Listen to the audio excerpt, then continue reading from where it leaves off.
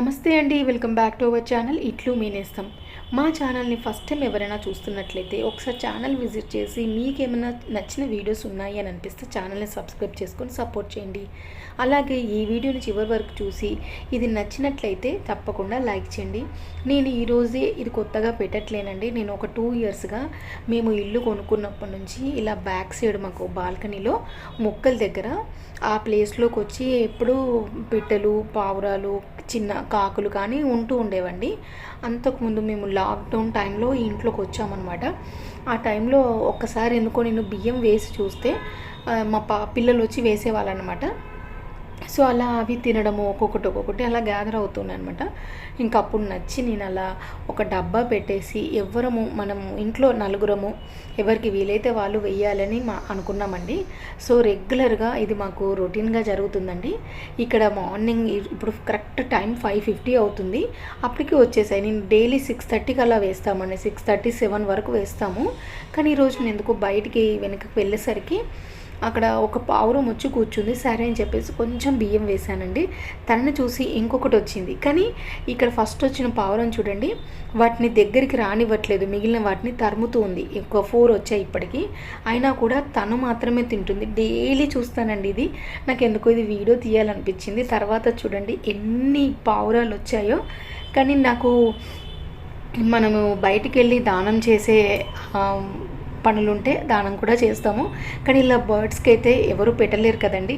మనం గుడి దగ్గరికి వెళ్తే ఎవరికన్నా పెడతాము. అలా కాకుండా ఇలా బర్డ్స్కి పెడితే నాకు చాలా అదొక హ్యాపీగా అనిపిస్తుంది. మీరేమంటారు? ఇక్కడ కూర్చొని బాల్కనీలో వాటిని చూస్తూ చాలా టైం స్పెండ్ చేస్తానండి. పిల్లలు స్కూల్కి వెళ్ళిపోయిన తర్వాత నాకు ఎంత ప్రశాంతమైన ప్లేస్ అంటే నా బాల్కనీ అని నేను ఎన్నో వీడియోస్లో చెప్పాను. ఇలా మాకు గ్రిల్స్ నుంచి ఫస్ట్లో వేస్తూ ఉంటే సగం ఇటు సగం అటు పడిపోయాయండి. తర్వాత నేను ఏం చేశాను, ఒక బాటిల్ని ఒక చిన్న పీస్లా కట్ చేసేసి ఆ గ్రిల్స్ లోపల పెట్టేసి దాంట్లో నుంచి పోస్తే కరెక్ట్గా మరీ అంత వేస్టేజ్ కాకుండా కొంచెం ఒక 4 గింజలు ఇటు పడతాయండి. ఇలా ట్రై చేశాను. మీకు ఈ ఐడియా ఎలా అనిపించింది? అలాగే ఒకవేళ మీకు కనుక ప్లేస్ ఉండి అవైలబిలిటీ ఉంటే తప్పకుండా ఇలా ట్రై చేయండి. అవి తింటే ఎంతో హ్యాపీగా అనిపిస్తుందండి. మనము బయటికి వెళ్ళి ఎంతైనా మనం ఎంత సంపాదించుకున్నా, మన కోసం ఎంత ఖర్చు పెట్టుకున్నా కూడా దైవానికి కొంచెం ఖర్చు పెట్టాలి. అలాగే మాధవ సేవ అంటే మానవ సేవ కూడా చేయాలండి. ఏదో ఒక ధర్మమో ఏదో ఒకటి దానమో చేస్తూ ఉంటే మంచిది. ఇలా బర్డ్స్కి పెడితే కూడా చాలా మంచిదండి. పిల్లలు కూడా గివింగ్ అనేది అలవాటు అవుతుంది. ఒకవేళ ఈ వీడియో కనుక మీకు నచ్చినట్లయితే ట్రై చేయండి.